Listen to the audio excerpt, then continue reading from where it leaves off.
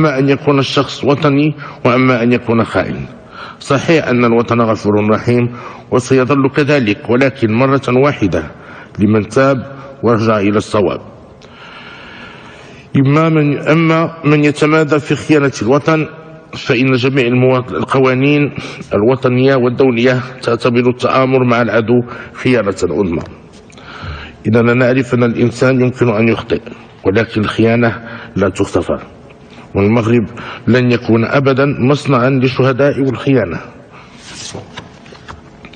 أما الشهداء الحقيقيون هم الذين وهبوا أرواحهم في سبيل حرية واستقلال الوطن، والذين استشهدوا دفاعا عن سيادته ووحدته. لهذا أقول: كفى من المزايدات على المغرب، وكفى من استغلال فضاء الحقوق والحريات التي يوفرها الوطن للتآمر عليه.